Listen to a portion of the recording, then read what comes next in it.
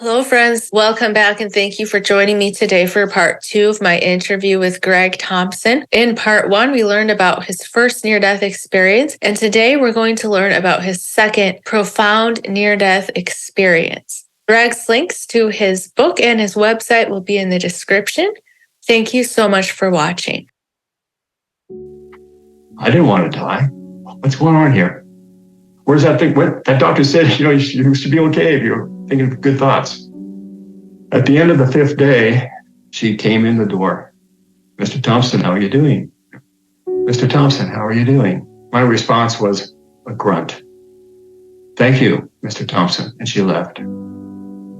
She never came back.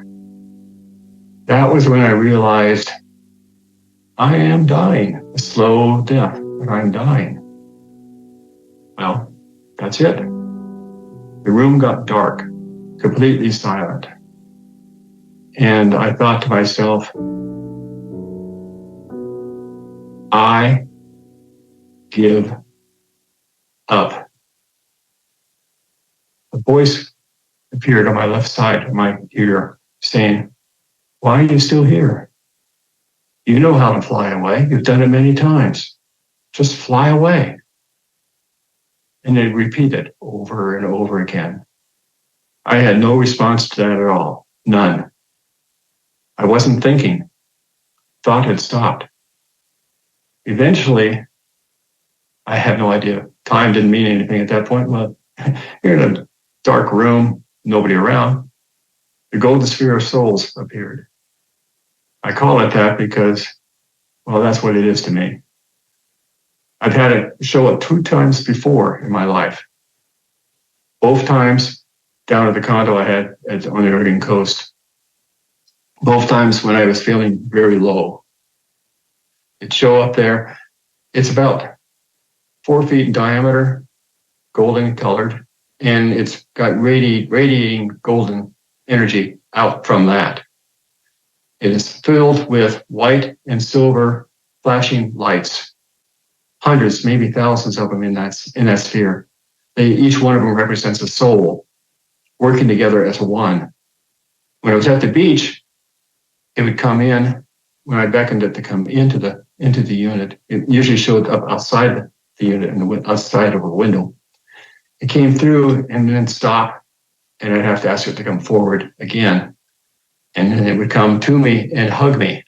I mean, my entire body was inside it. I was in a cocoon of love, unconditional love. Beautiful, warm. And it would go on for, well, not long enough, but long enough to get me out of my mood. And here it is now, just beyond my bed, below my feet. And it stopped there. And Donna, yes, I have to ask it to come forward. So I said, please come forward. And it came forward and covered my feet and stopped. And my feet were warm. And that's when I realized my body was dead cold. And I waited. It wasn't moving. No, please, come forward. And it started moving up my legs ever so slowly, encasing my legs in that energy, that golden energy, as it moved slowly, very slowly. It seemed like it's going forever to go up the body. And when it got up to the point where my hands were at my side, it was like a scanner. It moved out. So it hit the tips of my fingers, and in my fingers, and in my hand and arms. As it was also doing the torso, just slowly moving up the body, ever so slowly. And when it got to my heart, whoa, I was elsewhere. I was in the middle of the universe. Oh my God. It's beautiful. I could feel everything. I can see and feel the planets, the moons around them, the galaxies, everything, the entire universe. I can feel the whole thing. It's all one. I am part of it. I can feel the energy between everything. the dark matter, is all flowing around. I become aware of the fact that there's multi-universes. They're all connected together. And it's so beautiful. I'm watching this happen, and I'm watching it in kind of a speeded up mode. I'm watching asteroids hit planets, destroying the planet, but in so destroying, creating something new by mixing it with other debris in the universe. Destruction is a form of creation. Creation then becomes destruction. Destruction becomes creation. It is so beautiful.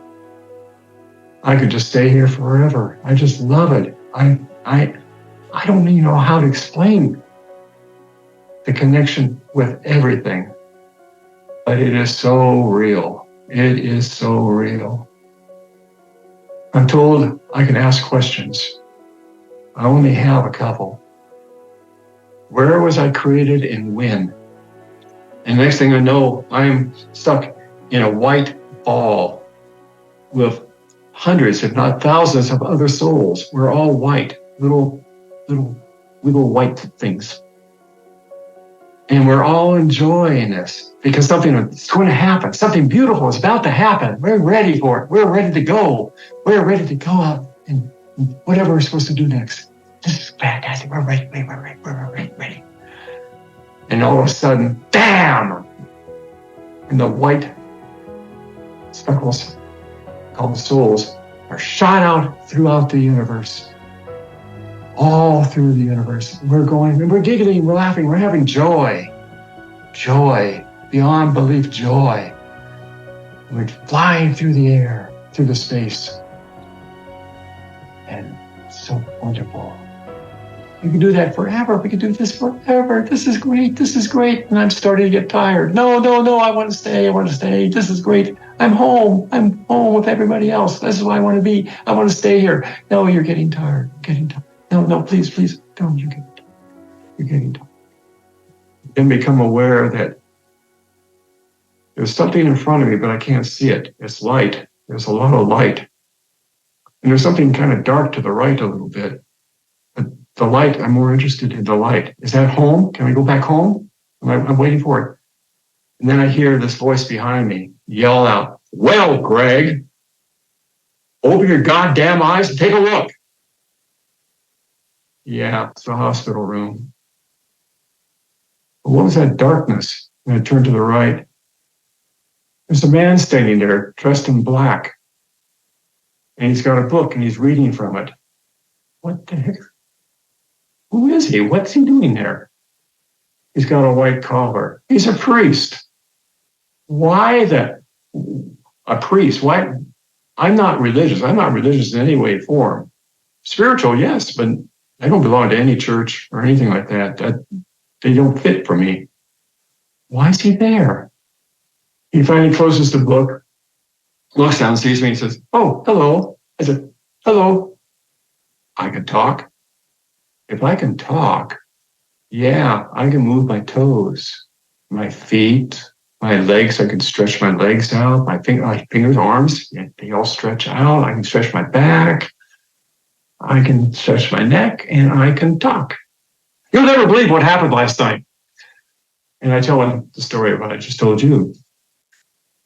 He starts off kind of concerned, and then slowly he gets a big smile on his face and a grin from ear to ear. He says, "Well, good. You're feeling obviously better now. I need to go." And he turns. I said, wait. He turns around, comes back, says, "What?" I said, "Why were you there in the first place? I'm not Catholic, and I've never seen you here before." He goes, "Oh, I make my daily rounds to those who need me." Then it hit me. He had just given me last rites. He said, "I understand." He nodded and started to walk away. And I said, wait. He goes, "What?" And he turns. I said, "Can you tell the nurse I'm hungry?"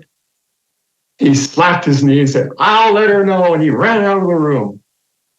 In a matter of an hour or so, nurses, doctors, technicians, individually or in groups, came to see me. And they all came because they wanted to see the man who died and came back to life. The curtain was still up between me and the door. So if anybody came in, like family could now come in, they had to walk past the curtain before they could see me, right? And first ones were Pat and Jack. I'll never forget this. Pat was talking away. She was just saying, "Oh, we're happy we can get to see you finally. We get to come in and see you. It's going to be great. Glad to know you're feeling better." She got past the curtain and saw me. She was at the base of the bed.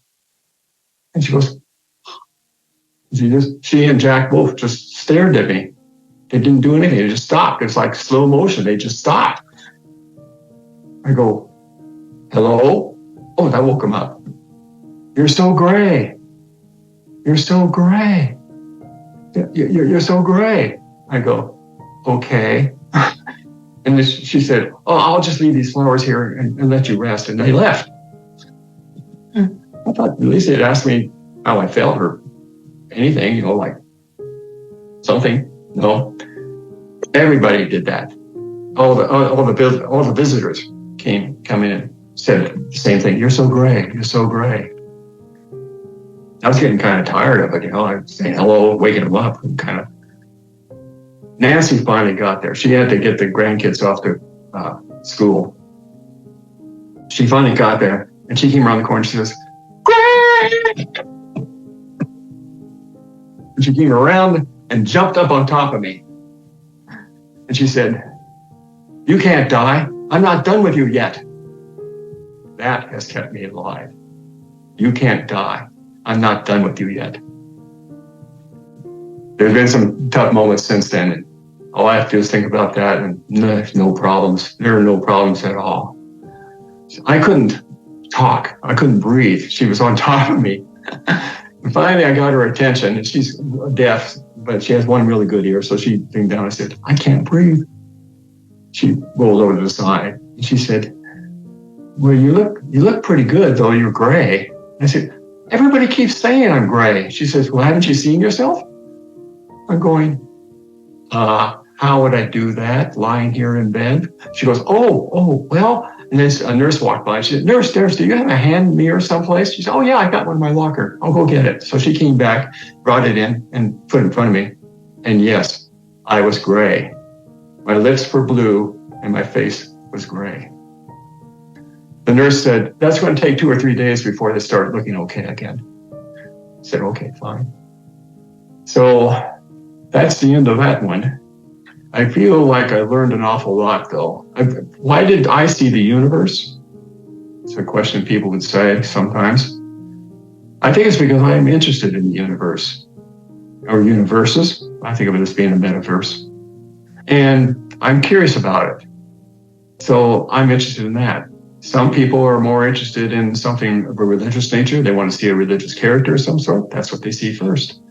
I suspect, I don't have any authority on this, okay, my personal view is that that's a way to ease you in to going home. You go to something that's expected, they ease you through that, they being those who care and caretakers or whatever, help you, guides, and they'll eventually take you to where you're supposed to be going next.